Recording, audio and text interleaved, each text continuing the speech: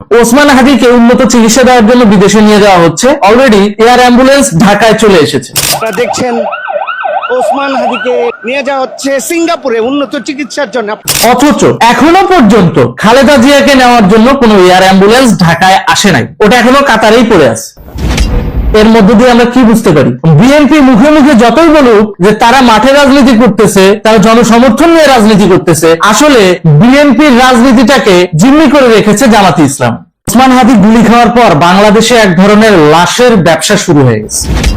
গণমাধ্যম থেকে শুরু করে একেবারে রাজনৈতিক দলগুলো প্রত্যেকেই এই লাশের ব্যবসার অংশ হিসেবে কাজ করছে। সর্বপ্রথম ওসমান হাদি যখন গুলি খাইলো, দোষের তীর আসলো মির্জা আব্বাসের দিকে, তারপরে দোষের তীর আসলো ছাত্রলীগের দিকে, তারপরে দোষের তীর আসলো অন্তর্বর্তীকালীন সরকারের দিকে। মানে একটার পর একটা স্টেটমেন্ট চেঞ্জ চলতেছে। প্রথমে কি হয়েছে? মির্জা আব্বাস গুলি করছে, তারপরে কি হয়েছে? ও ছাত্রলীগের ছেলেপেলেকে গুলি করছে, তারপর এখন এই মুহূর্তে ডাকসুর সামনে স্লোগান কি হচ্ছে? ইন্টারিম গভর্নমেন্ট গুলি করছে। আমরা কোনটা বিশ্বাস করব?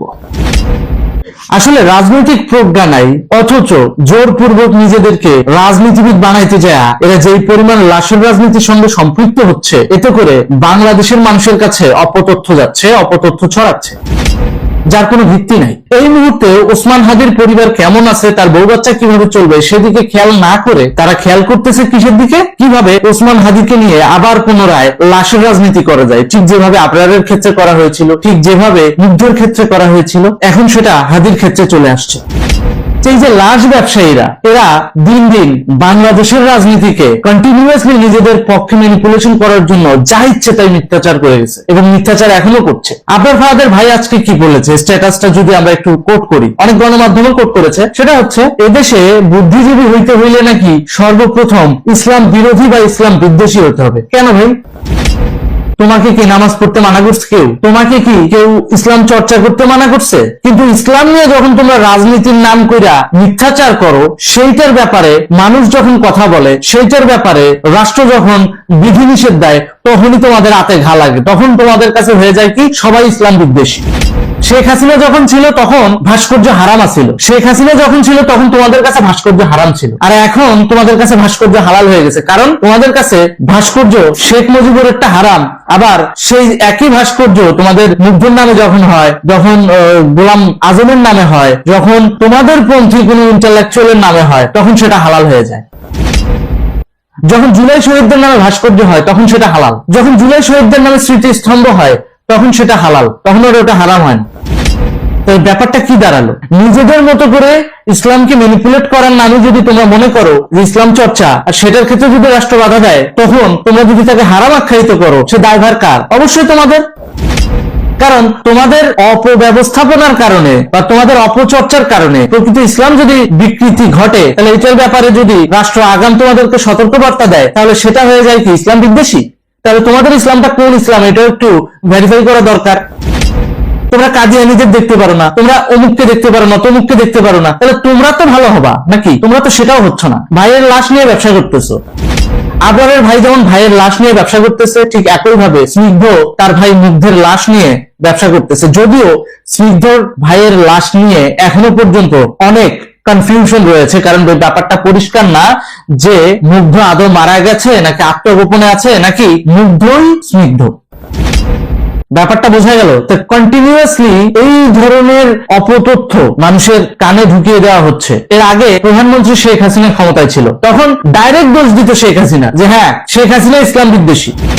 যখন এখন প্রমাণ হলো যে আসলে শেখ হাসিনা ইসলাম বিদ্বেষী নয়, এখন দোষ দিচ্ছে সরাসরি রাষ্ট্রের। তাহলে এরা রাষ্ট্রবিরোধী মামলা কেন খাবে না?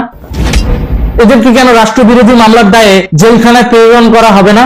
ও এই জায়গায় জামাতের লেসপেন্সার জড়িত তাই, বা এখানে জামাতের আইডিওলজি জড়িত তাই, এখানে জামাতের আইডিওলজি আছে বলে ওদেরকে রাষ্ট্রবিরোধী মামলার আওতায় আনবেন না, আবার সরাসরি আওয়ামী লীগ ক্ষমতায় থাকলে তাদেরকে ইসলাম বিদ্বেষী বানাবেন। এখন বিএনপি মাঠে আছে, বিএনপি কে ইসলাম বিদ্বেষী বানাবেন, প্রগতিশীল দলগুলোকে, বাম দলগুলোকে ইসলাম বিদ্বেষী বানাবেন, আবার নিজেরা ধোয়া তুলসীর পাতা হিসেবে পাকিস্তানের প্রক্সি বাহিনীর কাজ করবেন। এটার নাম কি? রাজনীতি। এটা নিঃসন্দেহে লাশ ব্যবসা ছাড়া কিছুই না। বাংলাদেশের প্রেক্ষাপটগুলো খেয়াল করে দেখেন, এই মুহূর্তে যেটা হচ্ছে সেটা লাশের ব্যবসা হচ্ছে। ওসমান হাদি কি বলে গিয়েছিল যে আমি যদি কখনো মারা যাই আমার স্ত্রী সন্তানকে দেখবেন। চলেন ফুটেজ দেখে আসি। ভাই আল্লাহ যদি আমাকে নিয়ে যায়, আমার বাচ্চাটার দিকে একটু খেয়াল রাখেন। দেখলেন তো, এই হচ্ছে বাস্তবতা। যেখানে ওসমান হাদির এখন ট্রিটমেন্ট দরকার, যেখানে ওসমান হাদির এখন তার স্ত্রী সন্তানের প্রতি সকলের নজর রাখা দরকার, যে তারা কিভাবে খাচ্ছে, কিভাবে চলতেছে, তাদের আর্থিক কষ্ট আসছে কিনা, সেখানে সবাই ওসমান হাদির লাশ নিয়ে রাজনীতি করছে। ঠিক যেভাবে আবরারের লাশ নিয়ে করা হয়েছিল, ঠিক যেভাবে মুগ্ধর লাশ নিয়ে করা হয়েছিল।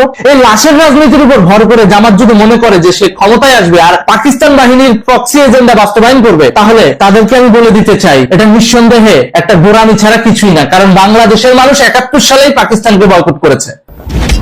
সুতরাং বুঝতেই পারছেন দেশ ও জাতি এখন কোন ডাইরেকশনে আগাচ্ছে। সশস্ত্র যুদ্ধের বিকল্প নেই। এই সমস্ত জঙ্গিবাদী গোষ্ঠীদেরকে নির্মূল করতে হলে অবশ্যই সশস্ত্র বিপ্লব দরকার। ওসমান হাদি একজন স্বতন্ত্র প্রার্থী এই জন্য ছিল যে সে চায়নি কোন রাজনৈতিক দলের গ্রুপে সে পড়ে যাক, কিংবা কোনো ভাগে বা কোনো একটা গোষ্ঠীর ভাগে সে পড়ে যাক। শুধু ওসমান হাদি নয়, প্রত্যেকটা ব্যক্তিই চায় নিরপেক্ষ থেকে দেশের সেবা করতে। কিন্তু দুর্ভাগ্যবশত এই মুহূর্তে জুলাই আন্দোলনের মাধ্যমে পাকিস্তানের যে কূটনৈতিক এজেন্ডা বাস্তবায়ন হচ্ছে বা হয়েছিল, সেই কূটনৈতিক এজেন্ডার মাইর পেছে লাশ হতে হলো ওসমান হাদিকে। আর পাবলিক গ্যাদারিং এবং পাবলিক সাপোর্ট পাওয়ার জন্য ঠিক ওই পাকিস্তানপন্থী রাজনীতিকেই ওর ঢাল বানাতে হয়েছিল জুলাই আন্দোলনের পরে। এই ওসমান হাদি জামাতের প্রেসক্রিপশনে পশ্চিমা সেকুলার রাজনীতির শাহবাগে ইমপ্লিমেন্টেশন করতে যেয়ে নিজেই এখন বলি হয়ে গেছে। আরেকটা বাস্তবতা আপনাদের সামনে তুলে ধরি। ওসমান হাদিকে উন্নত চিকিৎসা দেওয়ার জন্য বিদেশে নিয়ে যাওয়া হচ্ছে। অলরেডি এয়ার অ্যাম্বুলেন্স ঢাকায় চলে এসেছে। আপনারা দেখছেন ওসমান হাদিকে নিয়ে যাওয়া হচ্ছে সিঙ্গাপুরে উন্নত চিকিৎসার জন্য। অথচ এখনো পর্যন্ত খালেদা জিয়াকে নেওয়ার জন্য কোনো এয়ার অ্যাম্বুলেন্স ঢাকায় আসে নাই। ওটা এখনো কাতারেই পড়ে আছে। এর মধ্য দিয়ে আমরা কি বুঝতে পারি? বিএনপি মুখে মুখে যতই বলুক যে তারা মাঠে রাজনীতি করতেছে, তারা জনসমর্থন নিয়ে রাজনীতি করতেছে, আসলে বিএনপির রাজনীতিটাকে জিম্মি করে রেখেছে জামাতে ইসলাম। এবং বিজয় দিবসকে শোকের মাস বানানোর জন্য, বিজয়ের মাসকে শোকের মাস বানানোর জন্য খালেদা জিয়ার লাশ নিয়ে যে একটা কঠিন রাজনীতি হওয়ার শঙ্কা আছে, এইটার মাধ্যমেই তা বোঝা যায়। কারণ খালেদা জিয়ার উন্নত চিকিৎসা হাদির গুলি খাওয়ার আগেই ডিমান্ড ছিল। ডিমান্ড শব্দটা মনে রাখেন কিন্তু, ডিমান্ড। তো সেই জায়গায় খালেদা জিয়াকে উন্নত চিকিৎসায় দ্রুত দেশের বাইরে নিয়ে না গিয়ে এই অ্যাম্বুলেন্স আসতেছে, এই আসবে, এই কালকে আসতেছে, এই যে পরশু আসতেছে বলে বলে বিএনপি এবং ছাত্রদল যুব দলের নেতা কর্মীদেরকে যে মুরগি বানানো হলো, এটার পিছনেও কিন্তু জামাতের ইন্ধন রয়েছে। এটার পেছনেও ডক্টর ইউনূস জামাতের এজেন্ডাই বাস্তবায়ন করেছে। এখন যখন ডক্টর ইউনূস হাদিকে উন্নত চিকিৎসা দিচ্ছে, এখন যখন হাদির মাথায় গুলি লাগার কারণে ইন্টার্ম গভর্নমেন্ট একটা প্রেসারে পড়েছে, ইন্টারনাল এবং ইন্টারন্যাশনাল, তখন চেষ্টা করছে বিষয়টা নিউট্রালি সমাধান করতে। আর যখনই নিউট্রালি সমাধান করতে যাচ্ছে, তখন জামাতের সাদিক কায়েম যাচ্ছে ফেসে। কারণ ঢাকা 8 আসনে জামাত সাদিক কায়েমকে এমপি বানাতে চায়। আর এই কারণেই এই হত্যাযজ্ঞটা কৌশলে সম্পন্ন করেছে যে ছেলের মাধ্যমে। সেই ছেলেকে বলা হচ্ছে কি যে সে ছাত্রলীগের কর্মী। সে কোন ছাত্রলীগের কর্মী এটা তো আপনাদের বুঝতে হবে। সাদিক কায়েমও তো ছাত্রলীগ করতো, সার্জিসও তো ছাত্রলীগ করতো, ছাত্রলীগ তো করতো হাসনাতও। এখন হাসনাত পন্থী কেউ যদি কোন আকাম করে, ছাত্রলীগের অতীত প্যাট যদি এখন সামনে নিয়ে এসে বলে হ্যাঁ এই ছাত্রলীগ করতো, এটা তো মিথ্যা না, করতো ছাত্রলীগ। কিন্তু সাদিক কায়েম পন্থী ছাত্রলীগ করতো, ও সাদিক কায়েম পন্থী ছাত্রলীগ করতো। ও কখনোই প্রকৃতপক্ষে শেখ হাসিনার ছাত্রলীগ করতো না। শেখ হাসিনার দলে ছদ্মবেশে ঢুকেছিল হেলমেট বাহিনীর এই কুচক্রান্ত বাস্তবায়ন করার জন্য। আজকে হাদিকে গুলি করেছে ওই ছেলে ছাত্রলীগ। হ্যাঁ অবশ্যই ছাত্রলীগ। ও হাসনাত কায়েম পন্থী ছাত্রলীগ, ও হাসনাত আব্দুল্লাহ পন্থী ছাত্রলীগ, ও সার্জিস পন্থী ছাত্রলীগ।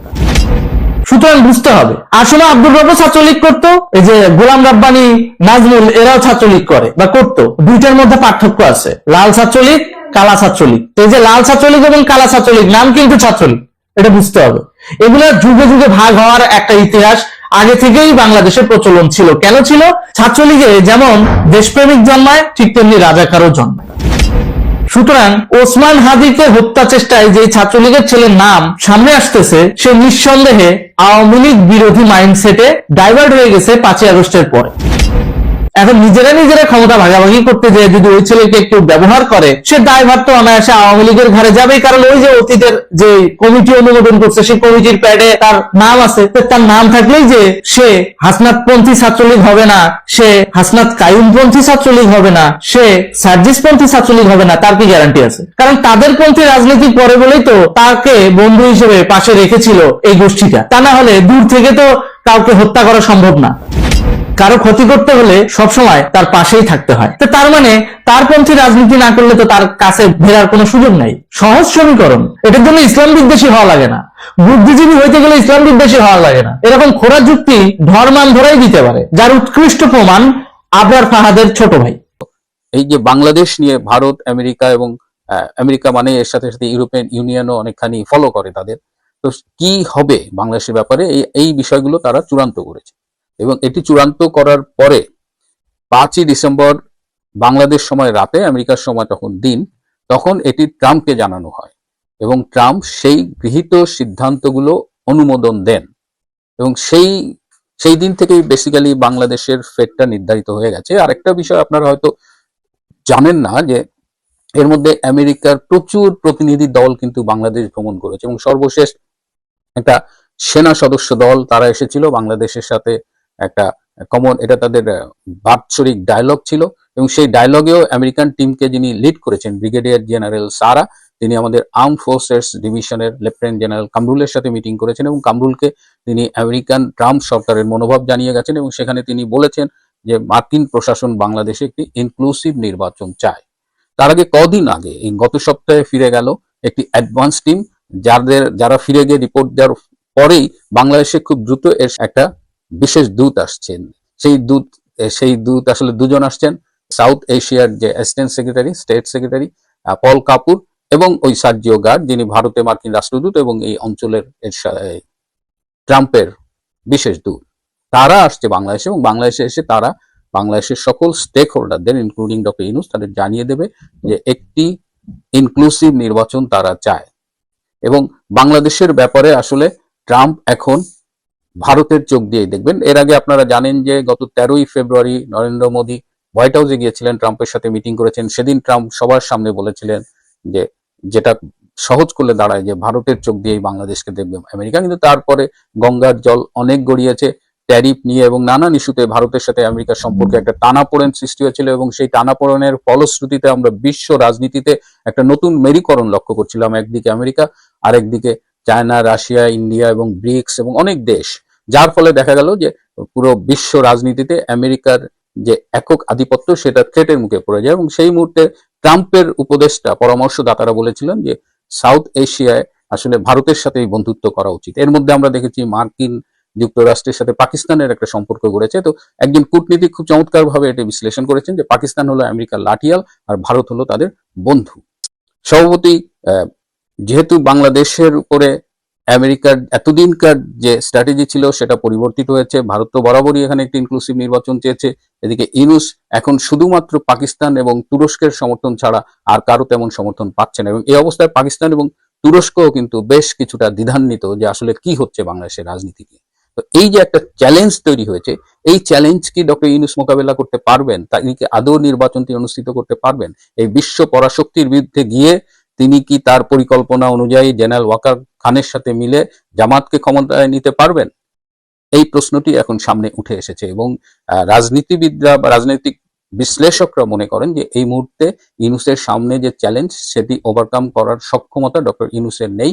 এবং ডক্টর ইউনূসের কিছু উপদেষ্টা, তারা এর আগে আমরা দেখেছি খুব সরব ছিল, বিশেষ করে রাষ্ট্রপতির বিভিন্ন কথার পরে তারা নানা রকমের কথা বলতো। কিন্তু সম্প্রতি রাষ্ট্রপতি যে ব্রিটিশ সংবাদ সংস্থা রয়টার্সে একটা ইন্টারভিউ দিয়েছিলেন, এবং সেখানে তিনি ডক্টর ইউনূসের সম্পর্কে বলেছেন 7 মাস তার সাথে যোগাযোগ নেই, এবং তিনি পদত্যাগের আগাম হুমকি দিয়ে রেখেছেন। তো সেটা অবশ্যই ইউনূস প্রশাসনের জন্য একটু বিব্রতকর ছিল। কিন্তু এরকম একটা সাক্ষাৎকার দেওয়ার পরেও আসিফ নজরুল এবং কোনো উপদেষ্টাই কিন্তু কোনো মন্তব্য করেনি। আসিফ নজরুলকে একটি সূত্র জিজ্ঞেস করেছিল যে তিনি এর আগে রাষ্ট্রপতির বিভিন্ন ইস্যুতে প্রতিবাদ করেছেন, কিন্তু এবার কেন তিনি এই সাক্ষাৎকারের পরে কোনো উচ্চবাচ্য করলেন না। আসিফ নজরুল জানিয়েছেন যে যেহেতু এটা ঢাকার একটা প্রভাবশালী রাষ্ট্রদূতের মধ্যস্থতা হয়েছে, সেখানে তারা অসহায়, তাদের কিছু করার নেই। প্রিয় দর্শক, এর আগে আমি একটা এপিসোডে রয়টার্সকে মার্কিন সংবাদ সংস্থা বলেছিলাম, আমি দুঃখিত। আমি আসলে বলতে চেয়েছিলাম ব্রিটিশ সংবাদ সংস্থা, কিন্তু এই সাক্ষাৎকারটি ছাপানোর ব্যাপারে মার্কিন একজন কূটনীতিবিদ ভূমিকা রেখেছিল। সুতরাং বাংলাদেশের রাজনীতি একটি ইনক্লুসিভ নির্বাচনের পক্ষে যাবে, এর বিপক্ষে গিয়ে ডক্টর ইউনূস যদি কিছু করতে চায় তাহলে তিনি ব্যর্থ হবেন, কিংবা কোনোভাবে নির্বাচন অনুষ্ঠান করতে পারলেও সেটি অবশ্যই সাস্টেন করবে না। সুতরাং এই মুহূর্তে সবাই মিলে একটা ইনক্লুসিভ নির্বাচনের দিকে যাওয়াটাই হবে বুদ্ধিমানের কাজ, এবং সেই নির্বাচনটি অবশ্যই ডক্টর ইউনূসের অধীনে হবে না, সেটা নতুন কোনো ব্যবস্থাপনায় হতে পারে। এর মধ্যে ছোট্ট দুটো আপডেট আছে। সাংবাদিক আনিস আলমগীরকে গ্রেপ্তার করা হয়েছে। আপনারা জানেন এই আনিস আলমগীর গত জুলাই আগস্টের জঙ্গি অভ্যুত্থানের একজন সমর্থক ছিলেন, কিন্তু তিনি মাঝে মধ্যে ইউনূস প্রশাসনের সমালোচনা করতেন এবং মুক্তিযুদ্ধের পক্ষে কথা বলতেন। এইটাও তারা সহ্য করতে পারেনি। তাদের নিজেদের একজন সাংবাদিক হওয়া সত্ত্বেও আনিস আলমগীরকে আজ গ্রেপ্তার করা হলো। প্রিয় বন্ধুরা, আগামীকাল বিজয় দিবসে আমি ব্যক্তিগতভাবে খুবই ব্যস্ত থাকবো। আমাদের সিডনিতেও একটা আলোচনা সভা ও সাংস্কৃতিক অনুষ্ঠান আছে, সেখানেও যেতে হবে। কাল সম্ভবত আমি হয়তো এই এপিসোড নাও করতে পারি।